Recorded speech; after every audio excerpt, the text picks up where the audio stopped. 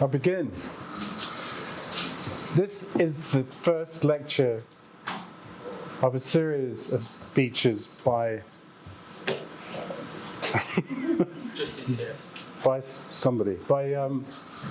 the design teachers of London Met. And I say this by way of an introduction because this series is being videoed and put out by the Architecture Foundation on YouTube. So some thanks are required before I start. Firstly, to the Architecture Foundation, Ellis Woodman, director of the Architecture Foundation, for his enthusiastic and immediate acceptance that he would broadcast this. Secondly, for Bailey, Royce and Spink, who's filming it, and for Adam and my students from U2 who put this space together and made it happen. So the inaugural lecture is on Geoffrey Bawa. This is Geoffrey Bawa discreetly writing his date of birth with a pen underneath his name. Morris, you can't see, can you? Do you want to sit in the front? Come on. There's like lots of seats. Morris, the back of your head's going to be forever immortalized on YouTube. There you go. Now, I'm going to ask you to read some text here rather than me saying it. And I'm going to recite it in my mind to make sure I don't change it too fast. A change?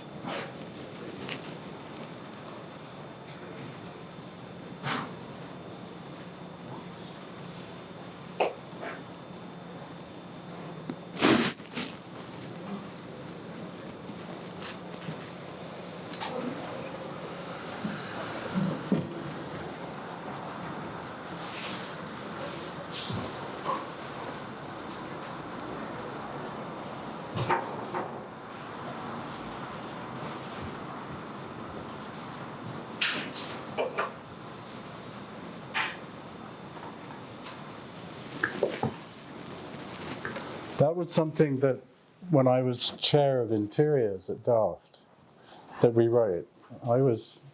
We, of course, immediately changed the chair of interiors into the chair of interiors, buildings and cities, and didn't teach an ounce of interiors, but we were interested in the issues that are in that document. And the reason for talking about it with Bawa in mind is that it's very difficult to address his work in a way that you would conventionally do with an architect where there are identifiable architectural issues or societal issues. With Bawa, the work is about pleasure.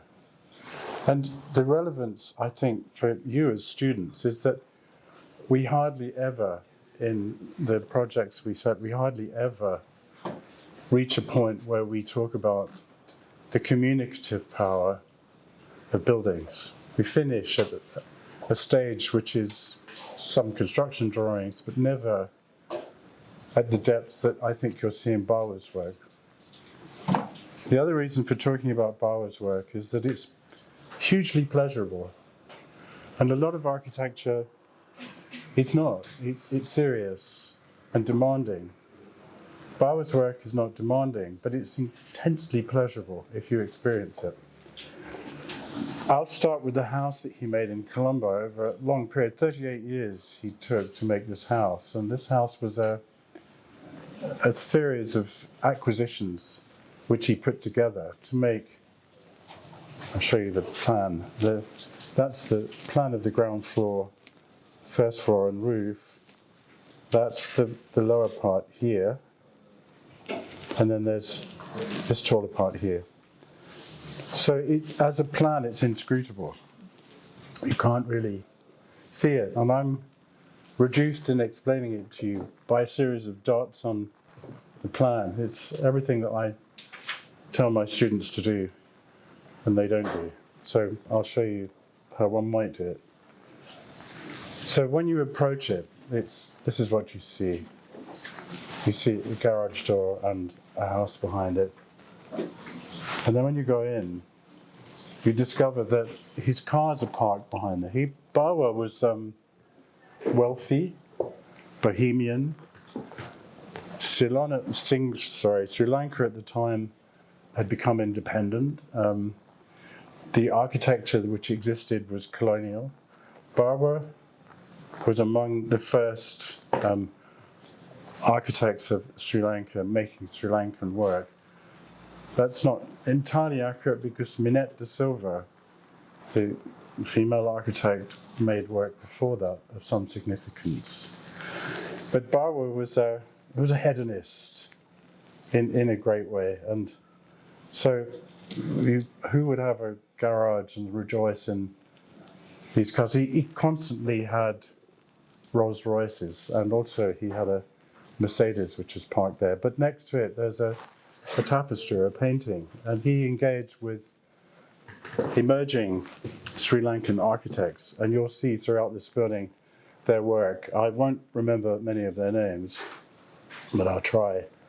So if we go forward from that space and go into the house, what we see here is a door to a staircase. This staircase takes us up through the other levels of the house. And I just want to show you details, things you touch, things you see. It's very important when you make a building to not let it be lost when you come to detailing. The detailing should crystallize the ideas of a project. And we can see that in Alvar Aalto, where the handrails are wrapped in leather, or let's say tactilely, the entrance to the Villa Morea has wooden columns which are like the pine trees through which you walk to get there. So, excuse me, continuing along this corridor, what one comes to on the right is this. What is this? Well, it's this space here, and it looks like this. So it's a tiny indent with a roof light above it and some water and a tree in it. And then further along here, that was there, further along here, there's this, which is an even smaller indent. So that whole passageway, which is, the light in Sri Lanka is very bright, so a lot of it comes in through the entrance and is reflected by the white walls, but it's supported as you get deeper into the plan by devices like this. And from there, we come into a small area of sitting, which is this, and a prototype chair by Bawa, a tapestry, a table which was the prototype for the furniture in a building of his called the Bentota Beach Hotel, which I'll show you. And then when we come here, there's a door which is painted by a friend of his, an Australian expatriate architect called Donald Friend. And then we look into this space, which is here. And you can see that Bawa, by formation as a designer, was a modernist, and we'll see that in later projects. But music, we see that in later projects. But he also very freely used elements from historic buildings, effectively reusing salvaged elements. And this courtyard, you might see, has water in it. That's a little water jet. So the stones have water on top of it. And in Sri Lankan climate, having this kind of cooling effect would be very beneficial. And we look now at a sitting room which has a courtyard beyond it. And there's a rather beautiful interplay of darkness and light throughout this house. And again, on the edge of this courtyard here, on the edge here, there's another small pool of water. And then here, a set of doors with gates that go behind them so they can be open and secure. I'll go more slowly, just so you can look at it. It's a very visual architecture. And then if we go up here, there's this room, which has a window to the outside, and there's a roof garden here.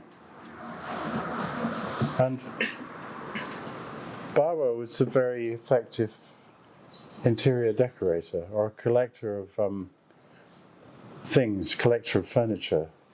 So look how this tapestry works with the coloration of this rattan blind, with light coming through it, and the curtain here, which gives a different kind of light.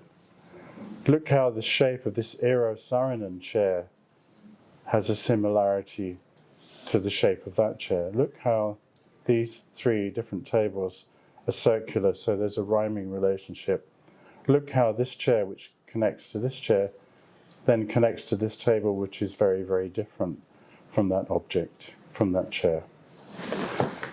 And then here we'll look at the staircase up to the roof. So there's a door, another door by a Sri Lankan artist.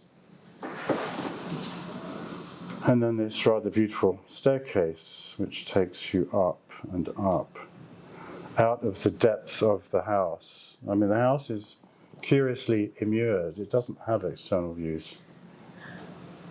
So you come to the roof, which is there, and you find that the top of the stair is a little house. It's shaded from the sun. You can't see it, but it says roofs extending either side. So it's cool. The control of sunlight means that this is a cool space, and going out onto the roof is a shaded space. And along here we see this. So what is this? Well, it's an outside kitchen of some pleasure, obviously made from salvage, partly wood. But look at the color choices, the way that the black of the framework works against the timber and the white of the panels. And Bawa constantly used black on columns. Architects, we as architects, are often very poor at color. We either use it overtly, as in the Centre Pompidou, or we only restrict ourselves to the color of materials. But Bawa used color in the way that a painter would. A painter would use color with a very sure knowledge of its recognition within other human beings. That world that painters inhabit of internal experience, which they articulate and play back to us. And there's a bench, and the bench construction looks similar to this item here, which is more of a functional object. So there's an interplay between furniture and things of function. And then a table.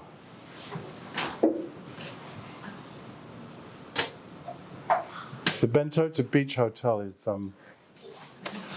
Bawa did lots of hotels, so in a sense that's made him not interesting to architectural critics, because architectural critics criticize or write about architects because there's something in it for them. They don't write because they want to. They write because the architect represents something in their own career, and that was how it was with Sterling and Gary.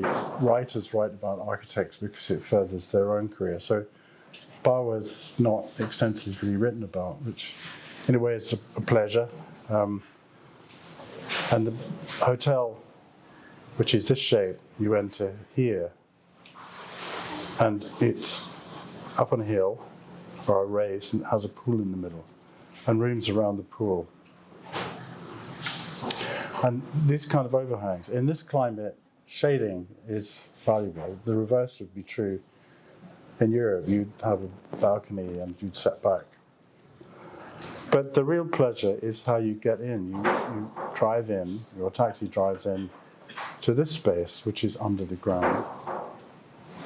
And it's constructed of rubble stone, so irregular stone in the wall, but also in the soffit, and then the entrance is here. This staircase of wood, which takes you up, so that you're allowed to fully experience this stone before you arrive up the stairs into the lobby, with, I'd say, extraordinary paintings on the ceiling and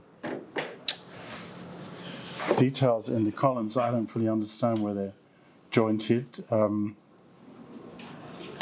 Dark furniture that looks very good in bright light. But then outside is a pool, not a swimming pool, just a pool for enjoyment.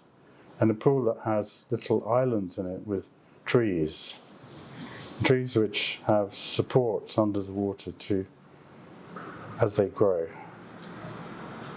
And then on this side of the pool, an array of seats which, let's say, they're intimate.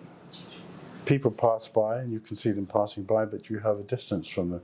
And this is what good interiorists can do. They can understand how we feel comfortable in a place, how we might want to feel luxuriant. And that's the table for which I showed you the prototype in Bawa's house. And then inside is a lounge, a deeper lounge and darker lounge. And you might notice that the bottom of this window is obscured, so you only see a part of the pool from the deep space. There's a wonderfully measured way of showing things fully, showing things partly, and taking them away. Now, the Candelaria Hotel, which is his last project, I think, this is really extraordinary because it's a long way from anywhere and it's up in the mountains, and it has sun shading, and that's a lake here, and you arrive here, and the rooms are extravagantly arranged here and here. In a commercial hotel, you wouldn't do that. You double bank the corridor, keep it as compact as possible, but this is a very different building altogether. So you arrive by car, and this is the entrance lobby. It has no gate on it or door. And there's the reception desk. And then you go to the hotel rooms down this corridor. So it's completely romantic. This is a small concierge desk who can take your luggage. And to get to the rooms, you go along these corridors, which are, he obviously built in relation to the landscape. I don't know how he did it. I mean, I can't imagine how you would draw this. You'd have to survey the site to an extent that's unimaginable, but however he did it. But in these corridor approaches to the rooms and the restaurant, there are spaces simply just to rest. If you're in a hotel like this with not much to do, you need spaces just to do nothing. And so it's kind of moments of enjoyment of the proximity of the existing land. And then but in the floor there's a lizard, and then there's a person, presumably one of Bawa's enemies, depicted as a bird with a pointed nose and some hands here. And then at certain moments it breaks and you get to see the view. And then you find a staircase, and there are several really beautiful staircases here. And to my eye, there's a very skilled sense of how this staircase be made in relation to these rocks. So the choice is to make a tall string, so to speak, with a handrail on top of it. And a clear understanding that red earth against black and white would look magnificent. But if we go further along, we find another staircase, and this one's really quite special. I'm not sure I'd want to walk up it, but the balustrades here become hangers there, so the whole structure of it is reversed, and this is hung staircase. And then dining rooms are disposed along that route with views to the lake, or with outdoor spaces. And then staterooms like this with murals. And then the rooms themselves. So this is a view out, looking, I think, into the bathroom. I can't remember, but the cabinet work's very considered. That's a shower. So you shower looking out over the lake, so it's completely splendid. And then when you've got into your room and showered and relaxed, then you find what else is in store. And there's a pool here. And then you find that a lot of the gardens are roofs. This one has a bar underneath it, so you can sit in the bar and look at the swimming pool. And the swimming pool, of course, is an infinity pool. It's quite high above the lake. So it's unashamedly impressive as a thing. But of course it's an illusion. Like all good illusions, it's an illusion. But there are other parts of the hotel, other grounds around the hotel, which are not dramatic, where they're simply places you'd want to walk and be quiet and look at the lake from a higher viewpoint. But then you come upon another swimming pool. This one, equally extraordinary. And I can't imagine how you'd swim in a pool like that. But it too is an illusion. You can see from one angle it looks like it goes to the water, but of course it can't and doesn't.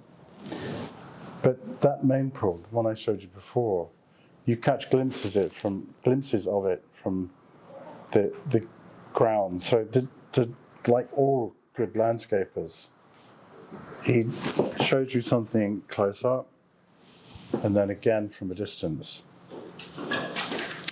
And to go back to the discussion on detail, here's a balustrade. There's a choice made. Here it's low, and here it steps up. Here it's black and taller. So your choices as designers lie in things like this. Something that seems as innocent as a handrail can say something. It can say something about enclosure, about a sense of security, a place where you might put your hands and look at the view, another place where you might want to feel the wind on you. And then this staircase and balustrade, whether it was conscious or not, the scale of these elements talk to the scale of the trees behind it. And this staircase, which is obviously made by an artisan, but the element sizes were chosen by Bawa. And again, the peril of walking down that space into the trees. So it's a staircase, but it's also an experience.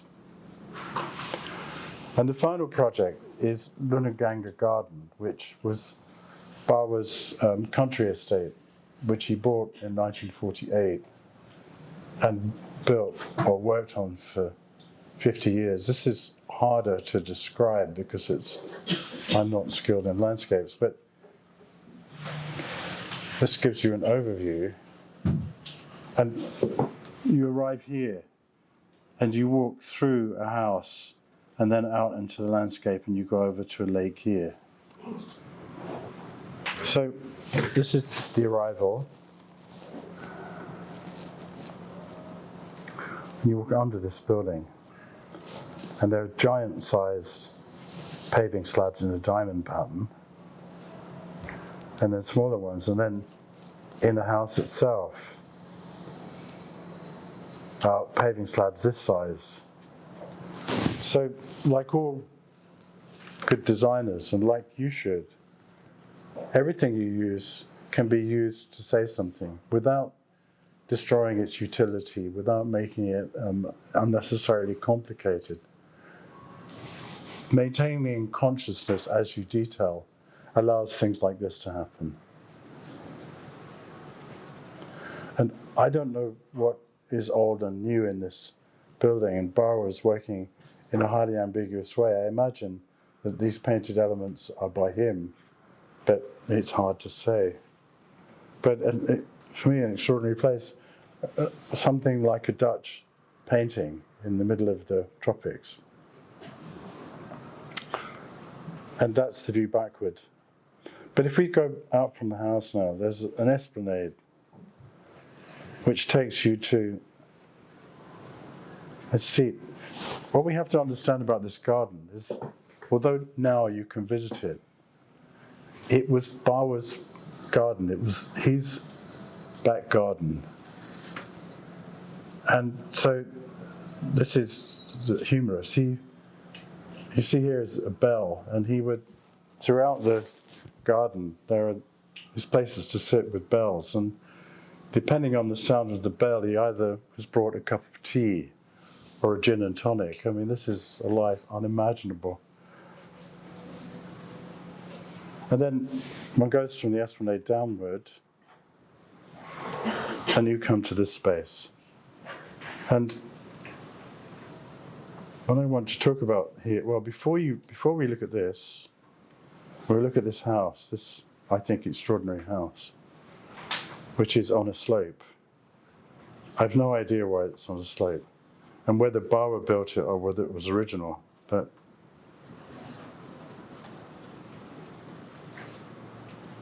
with an interior that has a change of level in it.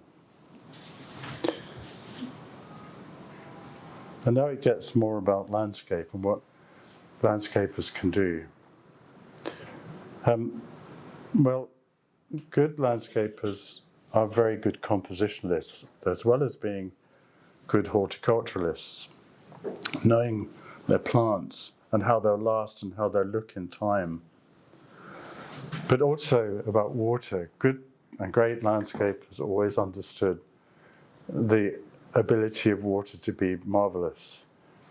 And they would put trees here to darken the edge, and then the sky would be reflected in the water. And then they would understand how what's planted at the edge would work compositionally with what would grow in the lake, in the pond itself, and also how the surface of the water was made painterly by the planting. But also how the shape of this lake leads you forward to the next part of the garden. And the colour of those trees and the shape of those trees against these trees. Throughout this landscape, there's, I think, great compositional things. This is another factor here for you as designers. When you design, look at how your building composes against its surroundings. And then this leads to the edge of the lake. I think before there, I'm going to digress into this pool.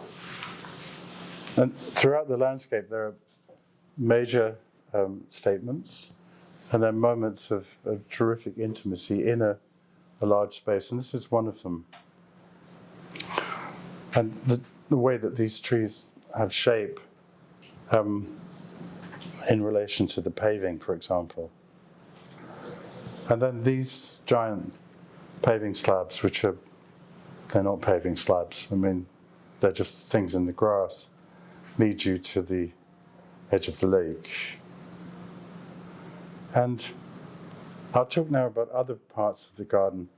I've forgotten the real sequence, so I'm hoping that when you go, you don't discover that I've misled you. But you come away from the water and you see these trees through a clearing. And Bawa does this a lot. You find yourself at a low level with a high horizon, and something lit on the horizon, or some magnificent shape on the horizon, like this greenery here with trees on it. That would be far less powerful without trees on the ridge, and far less powerful without trees that were so spare and white and shapely. And then you find another house which has a colonnade with a mural which is destroyed by water penetration. And then from there, that's the house. You find, again, that Bawa has raised the horizon, or rather has put you in a low point, and all of this dark foreground frames the sky, until you arrive and you see the water. It's incredibly collapsed, so it's just a line. So I'll finish with these slides. They're just moments in the garden, which I like. And it's very difficult to explain this, but there, in buildings or any kind of creative work, there are dramatic moments that we understand. But there are also moments where there isn't drama, but something happens, where some person, some individual, will find something in themselves. They'll have an experience of themselves, and these are what I see. That's what I see in these particular photographs. I'd finish on this book. This is a very good book on Bawa. It's not expensive. Most architecture books are pricey. This is about £35, and it doesn't have a lot of critical theory in it. It has good pictures and good plans, and it's having books as young architects is important. I know it's expensive, but books are fundamental to how you understand things. You can rely on your own imagination, but the more that you look at great work, which you like, there's a moment when you look at great work that you like, because especially if it's like work you're doing, if it's like your project, a great piece of architecture will talk to you. It will give you lessons. So I'm happy to take questions if there are any, and that's the end of the lecture.